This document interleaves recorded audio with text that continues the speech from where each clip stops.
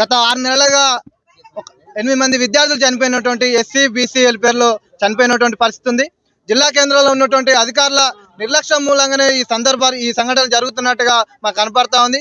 ఇలా గురుకులాలు మరణాలకే కేంద్రాలుగా తయారైనటువంటి పరిస్థితి ఉంది. ఏదైతే నిన్న పెనుబాడుకు సంబంధించిన దోసపాల్లో విద్యార్థి ఉదయం 7 గంటలకి హాస్పిటల్ బాగలేదని చెప్పి తల్లిదండ్రులకు సమాచారం చెప్పిన తర్వాత 8 గంటలకే మీ పాప చనిపోయింది, మీరు సంతకం పెట్టని చెప్పి సంబంధించినటువంటి ప్రిన్సిపాల్ చెప్పడం చాలా దుర్మార్గమైన చర్య. ఏదైతే జిఎన్ఎం ఉందో తను ట్రీట్మెంట్ ఇవ్వకుండా ఆర్ఎంపీతో ట్రీట్మెంట్ చేయించి తనే ఇప్పుడు మళ్ళీ కూడా అబద్ధం ఆడుతున్నటువంటి పరిస్థితి ఉంది. అంటే విద్యార్థులకు నైట్ పూట వాచ్మెన్లు ఉండాల్సిన అవసరం ఉంది, నర్సులు ఉండాల్సినటువంటి అవసరంలో వాళ్ళు పర్యవేక్షణలు చేయకుండా సంబంధించినటువంటి ఆర్సీఓ కావచ్చు, డీసీఓలు కావచ్చు, ఇలా పర్యవేక్షణ లోపం మూలంగానే ఇలా విద్యార్థులు చనిపోతున్నటువంటి పరిస్థితి ఉంది.